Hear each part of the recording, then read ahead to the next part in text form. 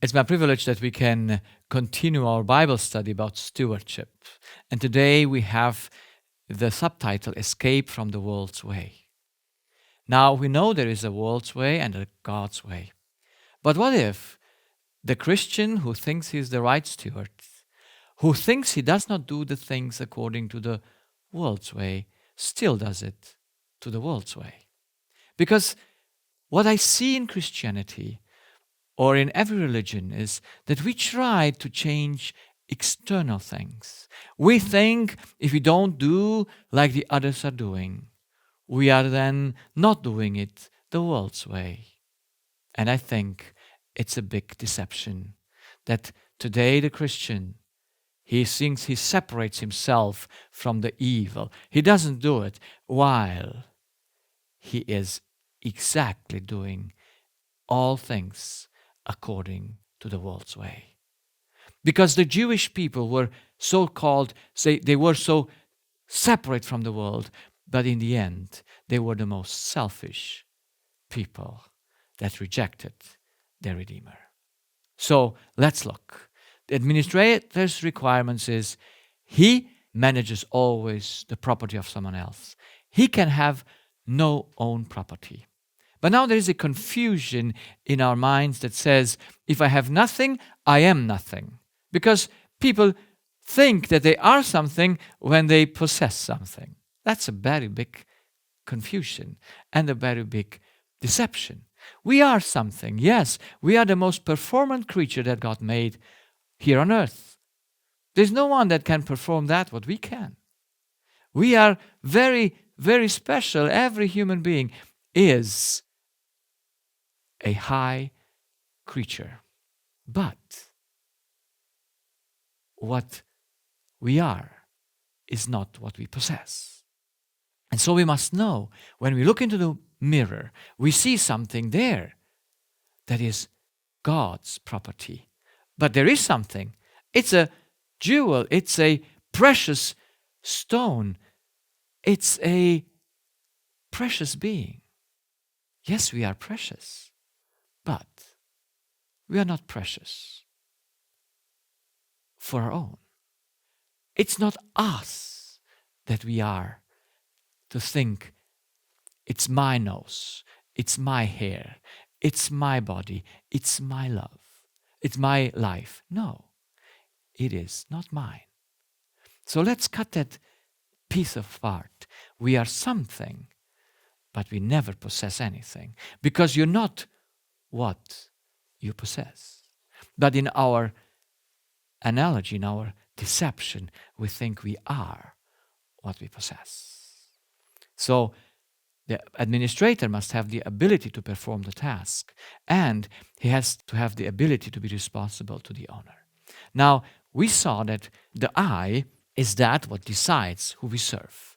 And last time we saw the difference of serving Mammon and serving God.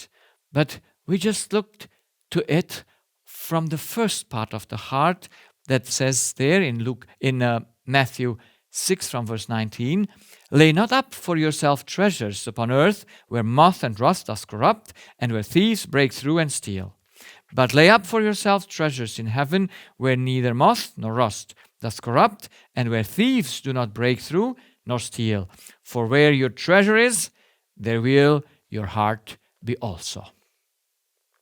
We saw that everything must be a gain. And there is one big difference. The treasure that is eternal, no one can take away.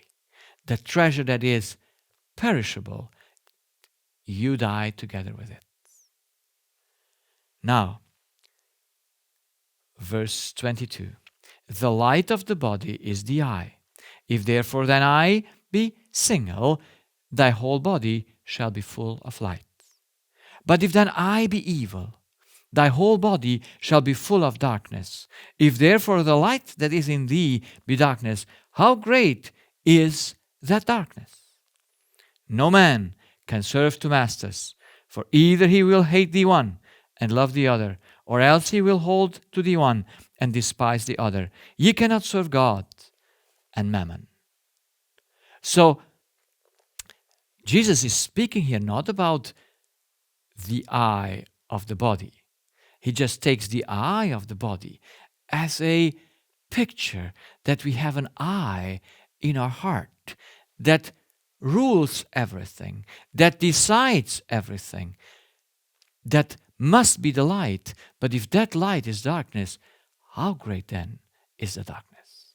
And we find the same thing in Solomon when he speaks about the heart in Proverbs 4, when he says,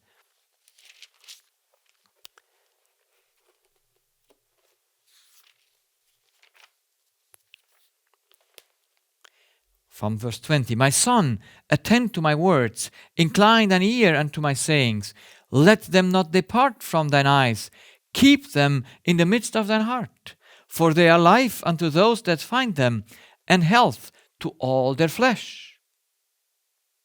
So, you see, there is a eye in the heart. Let not depart them from thine eyes. Keep them in the midst of thine heart. So, there is a way of seeing things that come from the heart.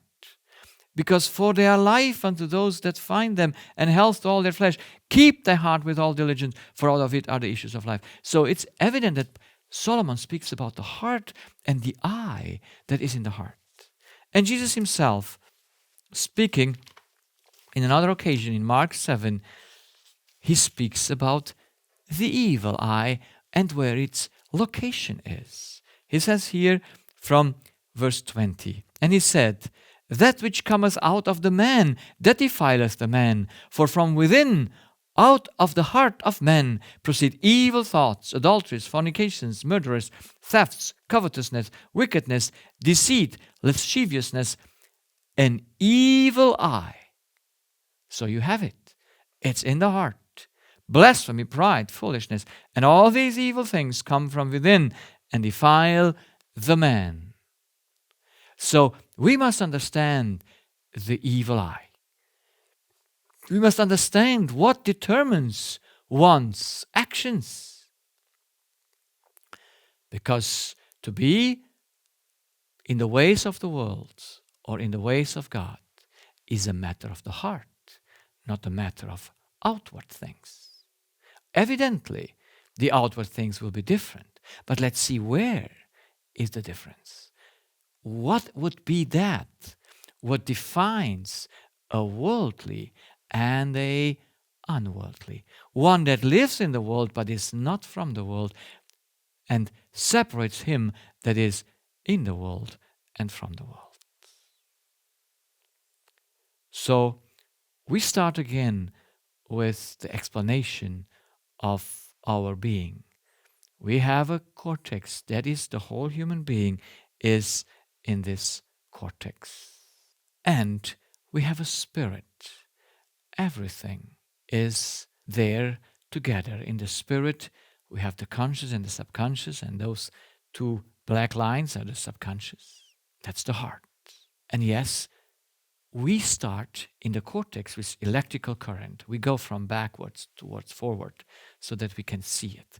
So first we see the brain, and the brain acts with electricity, and then we see what does the electricity, and that does the decision, yes and no. And Jesus says in his Sermon on the Mount, he says, your word should be yes, yes, and no, no. That is, everything else is come from the devil. And because we have two cortexes, we have to say double yes. Yes, yes, no, no. And because he knows us, how we work and function, he has made it very plain. Everything that puts this body into action is yes and no. We always need the both, because we always need to see, to avoid one and do the other. So that's a fantastic construction with two decisions. You just do such a complex thing to guide such a complex thing like the human being or the animal being. So what makes the yes and no? That is the decision that we do in our heart. That makes the yes and no. But what comes before we decide? And we have seen before we decide, we must put things into categories. All that we see and hear and so, we must put into gain or loss or indifference. That's the zero line. So we must first, before we take a decision, say gain, indifference, and loss. And God made clear a gain is when we give, and a loss is when we do not give. So before we go into gain and loss, there is a step before that. And that step before that is our action.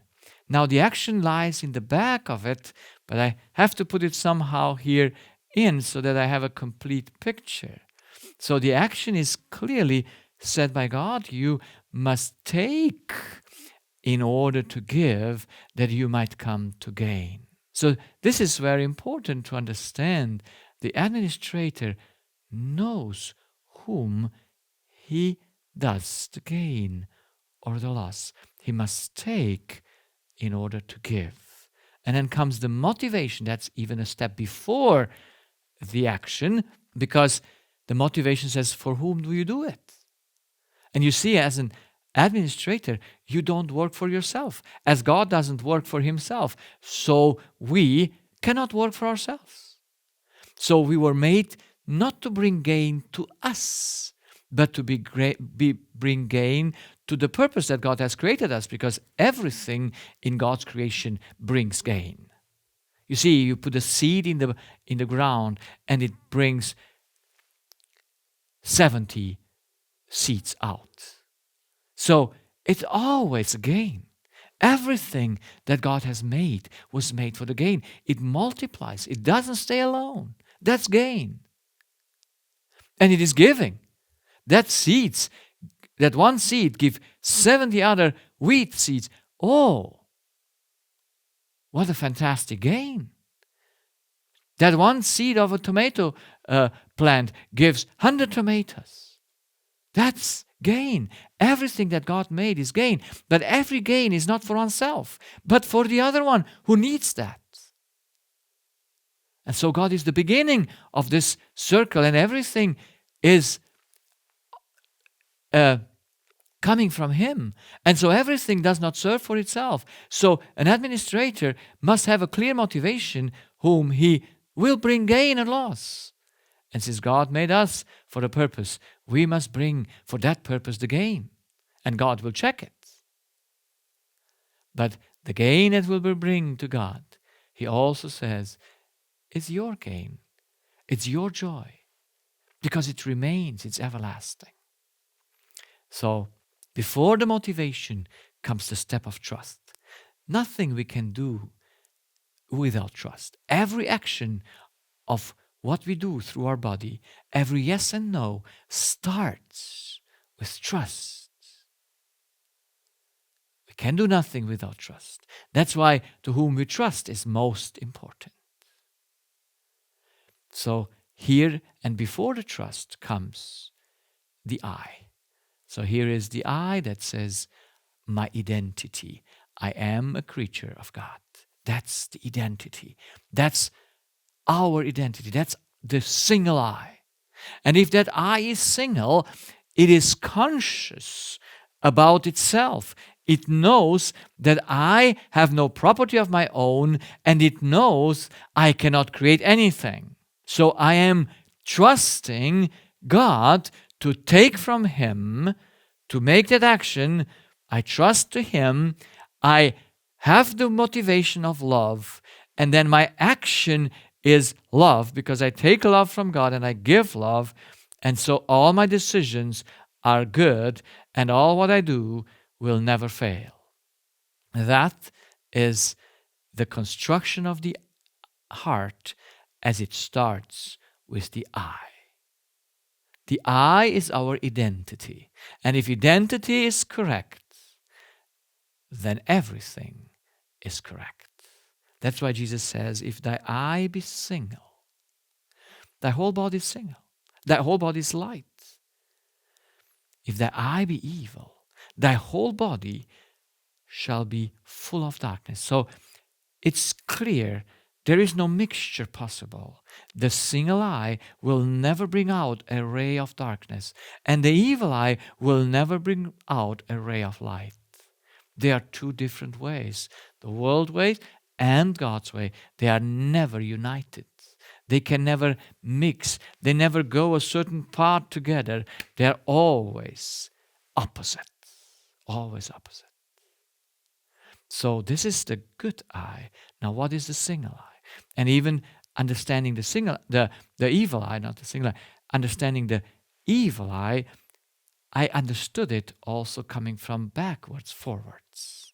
So the evil eye cannot change the gain and the loss, cannot change that the decisions are just yes and no, they cannot be changed. But what it changes in the end of it, going then from the backwards to forwards, it changed the definition of gain to, when mammon comes, it takes the definition of gain into receive.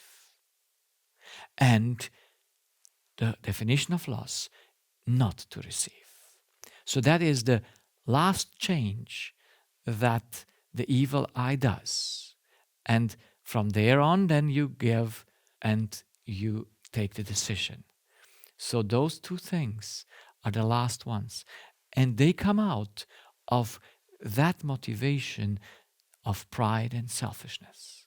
Now I saw the evil eye, I could define the evil eye going backwards, forwards, going from motivation, because the motivation comes from our identity.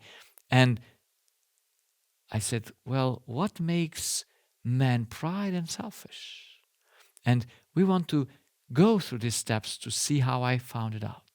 So selfishness means I have property, I own property, something is mine. I saw that in all human beings, a main issue of their problems they have is because they think they have property, they possess anything. They think their nose are theirs. They think their arms are theirs. They think the things they have, the needs and the means they have are theirs. And I see that makes very sick. If we would know, we never possess anything, all our problems would be gone. All our conflicts would come to an end. All our diseases would cease to be. If we would understand that we have and own no property. All our problems come because we say, this is my husband, this is my life, this is my this, and this is my this. A lady just called me. She's a Christian lady, and she was quite despaired and said, I thought never, because we know ourselves for a long time. She knows what I preach. I was a few times in her church doing my seminars, and she called me and said, I would never have thought I would ever call you for this kind of a reason. I found out that my husband has a girlfriend for 5 years now, and he just announced me that he will divorce me. And she's devastated. And she said, I never thought of this. Yes, but why is she devastated? Is she so devastated because she says, oh, my poor husband, what a trap of the devil he fell into. He does not know that he served the mammon. Or is she thinking, this is my property. This is my husband with whom I spent 20 years. It is impossible that he should go away. And it's impossible that I should live without him. This is possessivity, friends. We, as Christians, have not understood the difference between the world's way and God's way. And so, in real life situation, when it's not about religious outward things, we are acting no different than any other one, because we think we are possessors of things. When a child dies of an atheist and of a Christian, it does not matter. Both are getting sick. Both are in the same property problem, and the atheist has a reason more not to believe God because he says, look, if God would be there, he would not let my child die.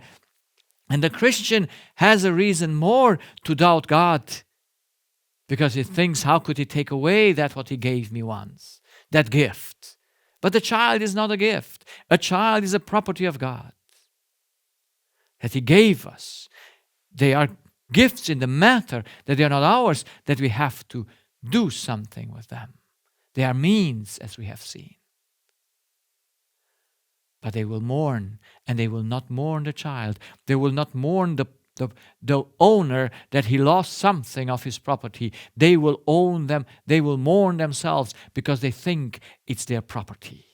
This is very subtle. This is very deep. That's why Christianity has not understood the difference between the world's way and God's way, because we have not understood the heart of man. We have not seen what makes us sick, because if we would have seen what makes us sick, we would see that there is no difference, because we have all the same sicknesses.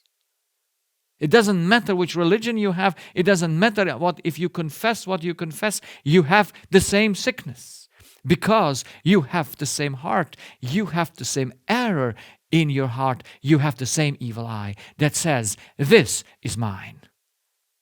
The answer is, we never can possess anything because we have never created anything, and we have no ability to create anything.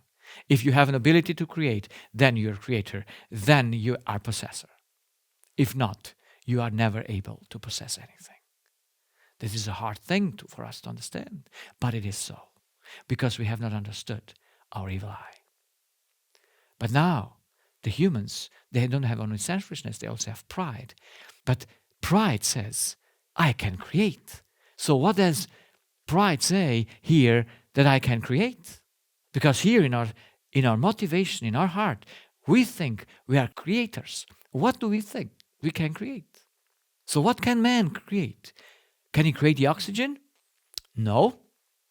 So there's one method only. That's the law of life. You have to take in order to give. There is no other action. There is no other order. There is no other things.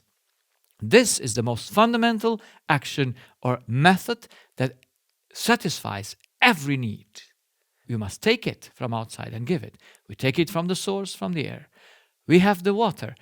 Can we produce it? No. Can we create it? No. But we are dependent on it, so we take it in order to give it. So that's the water well where we take it. The food. Can we create it? No. We must take it in order to give it to our body, and we take it from the earth. But now we come to the spiritual thing, love. Can we create love? When we love, does that love come from us? You see, when the lung takes the oxygen and gives it, does the lung do anything? I mean, does it take it from herself? We know, does the stomach takes his own food? No, he just takes to give it. So only in the evil eye, we think that love is our creation. We think the capacity to love that God gave as well to humans as animals is producing love, is creating love. But the capacity to inhale and exhale is not a capacity to produce. We have an action to do in order to live, in order to do our duty, and that is, we must love. That action God gave us. We exercise love. It's not God that does it, but the means that we take for the exercise, is it ours or not ours? But since in his heart man thinks what he thinks, he thinks, yes, love comes from my own. Love is my own creation, so that's why he gives to receive. The method of satisfaction is not take to give in our heart, but give in order to receive, which is a total confusion, which is a total opposition, you see, to all the other things. And then, of course, you need no source, because you are your own source of life, if you are the source of love. So what does man think that he can create? He thinks love is his own creation. He thinks when he exercises righteousness, it's his own righteousness that he exercises. He thinks when he exercises security, it's his own security. He thinks when he says the truth or the lie, he thinks he does his own, which is never possible. You always are just a channel you take in order to give. You either take the real love, which is from God, and gives it, or you take the fake love, which is selfishness, and gives it. Oh yes, you love your husband, but for eating him up. You love him for the wrong purpose. You made out of him an idol. You made out of him that what God says, what Jesus says, if you don't hate it, you cannot be my disciple. It's not that we should hate the husband. It's that we should hate to think he's our property and the love that we gave him, he must return to us. There is no such thing. We are just exercising the love of another one. And as we give the love of another one, we have no need to receive anything back. If you loved your husband 20 years, you never loved him with your own love. But if you think that you loved him with your own love, then you are a deception. And then you are going to die. But if it's your own love, why not give it further on? Why are you then stopping to love him when you find out he betrays you? You see, friends, how difficult it is, how deep and deceptive our heart is. So what thinketh man that he is? If he thinks he is love, he thinks love is his creation, if he thinks he can create anything, then his motivation reveals to him that he thinks he is the supreme being. He thinks he is God. Now, when I say this to my patients and explain to them that that's the evil of their eye, that's the evil of their heart, they are surprised. And they say, well, I never thought I'm God. I said, yes, you never thought you're God in your consciousness, but the way you act, the way you think is exactly the same. And you would not be patient if you would not think you're God. You would not be here with me, that we need to see what makes you sick. So, then I give them my proofs that I have that they are gods, that they all think they are gods. And my first proof is the behavior of men. The power over others is that what a human being exercises from his mother's womb. He wants to rule over others.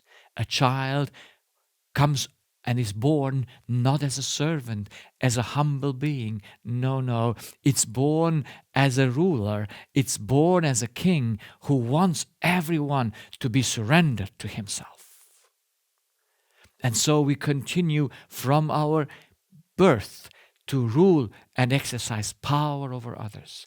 It's the most worst thing that human behavior has, and it is that in which humans find their greatest pleasure. Oh, if I have power over others. And here, friends, is also the battle between the genders. Why we have the fight of the genders? Because we think we have to exercise power over others. We think we are ourselves. In a couple, you always fight who is stronger, who is higher. We always want to be above others, thinking that we must control them. That's another thing, control over others. This lady that I shared, she found out before she put her husband to speak in her mobile phone, which he always has with him, but when he put it to be charged, then she could see the messages that came in. And so she saw the message and she saw that message was from a woman. And she called up the woman, like women do, and they want to control the problem. And when she found it out, and he said, yes, we're going to divorce. Maybe he would have lived further on, because 5 years already he's doing it, so he might have lived further on with this. And some people go through their life with this thing.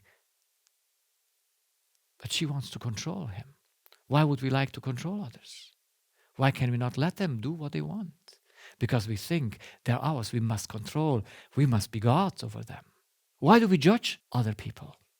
Why do we judge the servant of another one? Because we must think, I am the measurement. You would never judge. I would never judge a person if I would not think that the way I know things are going to be is the correct thing.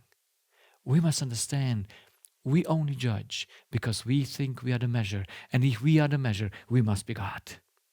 There is no judging in a single eye where you know you are a creature of God. No judging. You have no prejudices to no one. They are so deep-seated in us. So they come out like a boom. And we cannot control ourselves because we have prejudged them. We ask for worship. Humans want to be worshipped. They want to praise, appreciation, respect, applause. They want to not be lied. They want to be treated faithfully. They want all that which is none of them. There is no one that owes me to respect me. There is no one that owes me to not lie unto me. Because I am not God. Everyone who lies, lies unto God. Everyone who disrespects me, disrespects God because I'm His. So I have no right to ask for worship. And the biggest proof that we must be God, that we must think in our subconscious, the evil eye says, we give before we take. You see, the difference between God and a creature is God has no needs. He only gives. He is closed. He has one interest where He gives. And He does nothing for Himself. Everything He gives from His own. Yes, He can expect something to return, to bring fruit. And if it does not, He can judge. Because everything comes from Him. That's why God is giving. God is the one that is the beginning and the end. Everything starts and ends in Him. So, we are creatures. As humans, we are a channel. We must take before we can give. But now if I give before I take, then I must think I am God. So everything who gives in order to receive does that out of his evil eye. Everyone who gives because he took before is conscious that all he gives doesn't come from him. So he does not need to receive anything back. God will receive the back. God will receive the fruit. It's to Him that everything must return with gain, with multiplication.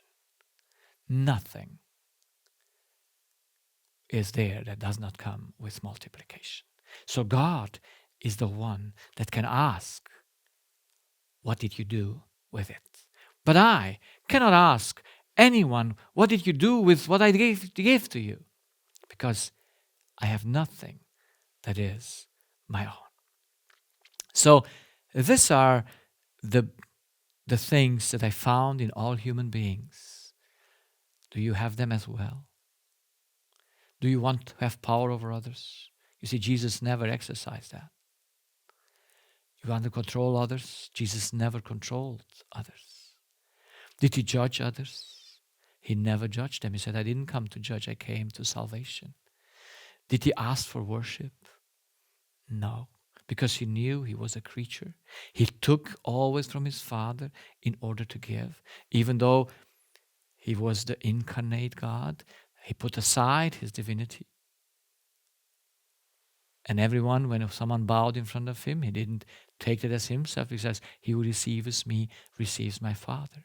So he who worships me, worships my Father. So Jesus didn't take that personal. He never gave from Himself. He says, everything I do from my Father. And so, understanding this, we would understand the difference. Jesus had both eyes, but he crucified the one, that which brings all this as a fruit out. And he had only the eye of God. He knew who he was, and he lived according to what he knew he was. And he came to be the Son of Man. He was a human 100%, and he was a God 100%, but he laid aside that, and that we cannot understand how that worked. But we know everything he did on earth, he did as a channel. He took in order to give. So let's look how many people do this. Who can prove that? My second proof is religions. If we look to the religions, except the biblical, we find that they all proclaim in their doctrines that they are gods, and they use power to rule. There's no religion that does not do these things. It uses power, it controls, it judges others, it asks for worship, and there is the pretension to get something back. If you are in a religion, or if you are in a belief that you must control others, that you need to give laws, that others should not go after their homosexuality or after their doing their own, like I say, abortion or whatever you would like to push on others or press on others, then you know your faith is wrong. If your faith or if your religious group ever will exercise control or goes to hunt others who believe something else, then you know that religion is a false one. Because it comes out of the evil eye. It comes out of that I think I'm God. I must rule over others. I must control others if they are not doing what is right. If you find yourself to be an atheist, agnostic, or humanist, you have the same belief like the religious people, you know. You believe that you're spiritually independent. And being spiritually independent means you are the highest being. You have no being where you should take love, righteousness, security. You all do that out of yourself. You create your own security by your money or whatever you build up. You create your own righteousness by your works. You create your own love by what comes out of your spirit. You think you're the highest being, even though you're not religious. And then we come to the scientist. And I think scientists are the most religious people because they are really science fiction. They believe something that is so anti-reasonable that out of a computer, out of an iPad, they will become a computer. Out of a book, they will become a bird. They believe out of a smaller thing, out of a lower being, can develop a higher being. This is so absurd. Just because from a seed there grows a big tree, it's still a seed, it's still a tree, it's still nothing else. It does not become anything else. Out of a snake, you cannot make a human. Or out of an atom, or out of many atoms, you cannot create a human or life. So scientists, they think, if they believe in the theory of evolution, they think they are the highest being because they developed from a smaller one. So if you develop from a smaller one, you must be the highest. So it comes out of that same idea, who you are, what you do. You see, everything, if Jesus said that everything comes from the heart, then it's evident that everything comes from there. And you see, it doesn't matter what do you profess outwardly. You still in your heart think the same. So I put this in a picture. Many branches, a single root. So here are a tree, and on this tree you have the branch of the atheists. They might be a big branch or a smaller branch, it doesn't matter. Then you have the agnostics. It's another branch. I just use this smaller branch. Maybe there are not so many as atheists. Then we have the communists. I don't know how many there are, but there are some of them. And then we have the scientists, and they also have a branch here on this tree.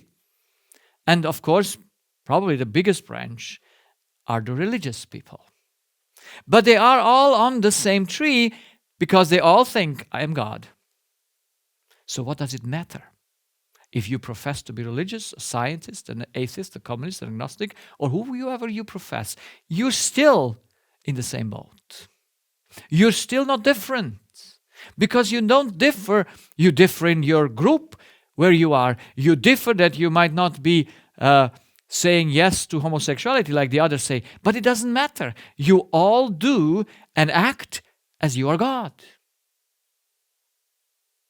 And so, there's no difference. This is the very, very great problem that I see in the world, that the religious people, that the Christians, that they say, we must separate from the world. We should not go the world's way. But they actually do exactly the world's way from their heart. They control, they rule, they ask for worship, they live the same life, except they go in a church to do it and the other go on the soccer place to do it. It is just another element, and the item is different. You put on a religious coat, so to say, but in the actions, you're exact the same. So, he, the devil, Mammon, is very happy with it. Doesn't matter. He says, oh yes, be very religious, be communist, be atheist. Doesn't matter who you are. As long as the root is the same, you are lost. You are destroying yourself. You proclaim something that is not the truth. Many branches, a single root. The Christians of today's world are the same worldly as all others because they have the same behavior. They have not a different one. They are not peaceful. They do not even try to not control others. They do not even fight to not judge again another person. They have this prejudice. It's inherent. It's in their nature. Their nature is not death. They have it there. And yes, they do it on a religious way, but what does it matter if it's the same action? What does it matter? So the I is who decides who we are, and we think we are gods. I put this here in this symbol of a blind glasses. We think we are God. And out of this evil eye comes everything that we do. We give in order to receive. And we are the servants of Mammon. And I give this as a simple example.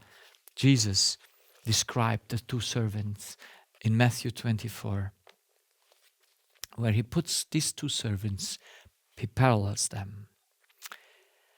So, let's read from verse 42, Matthew 24. Watch therefore, for ye know not what hour your Lord doth come. Yes, the owner will come, and he will take the administrators to see if they have done their job well.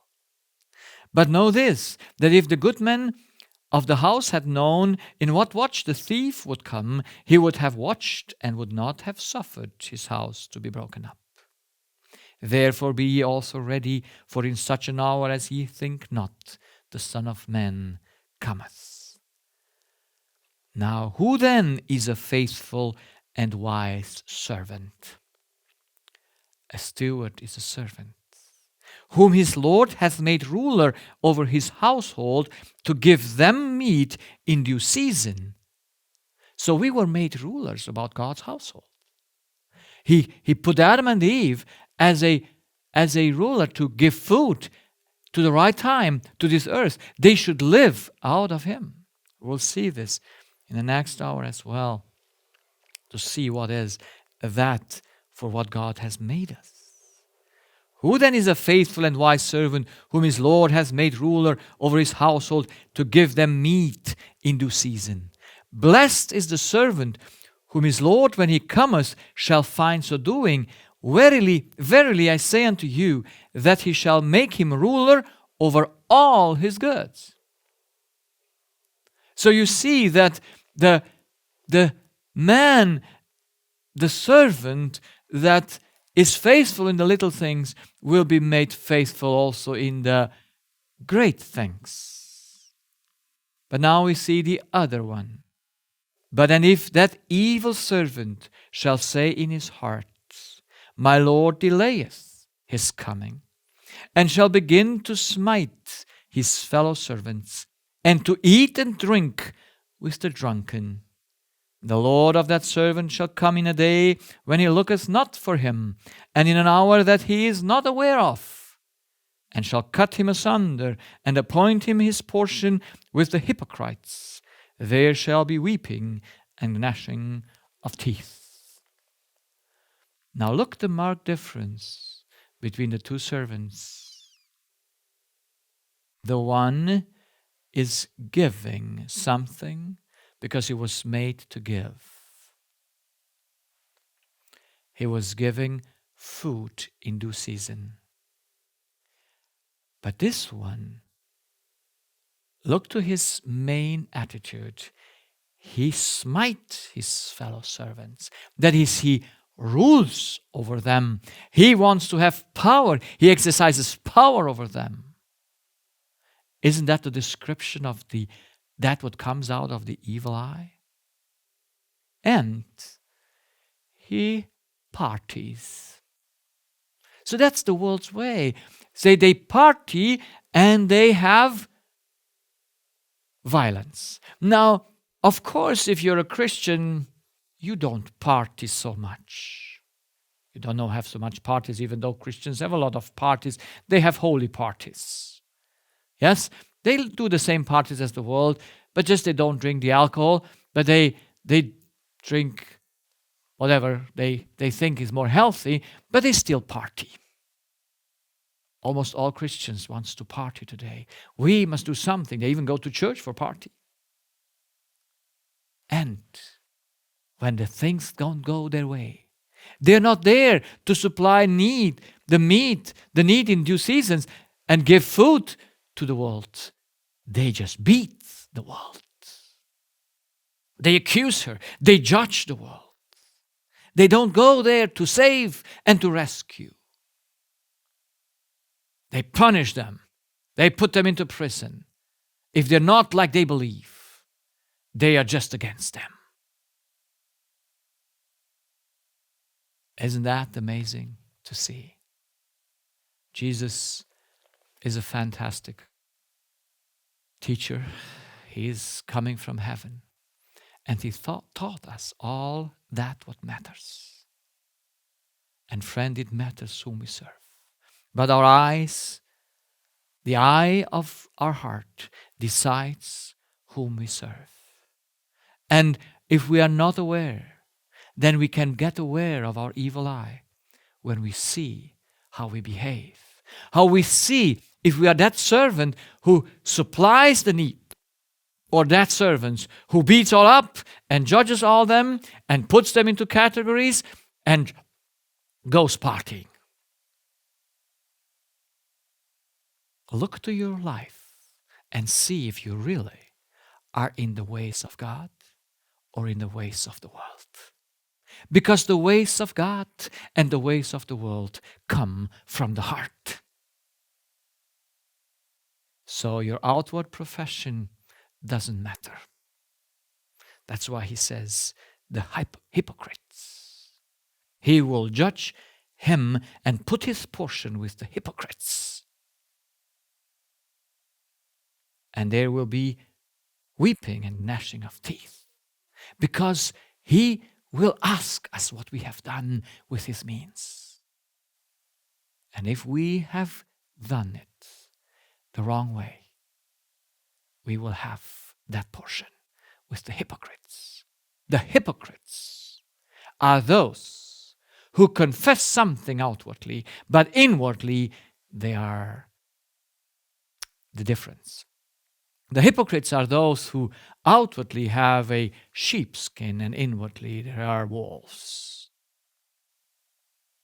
I hope you can look to your own heart and see if you are really doing God's way service or the devil's service. Because in one service you always are. So look to yourself and find out it. Amen.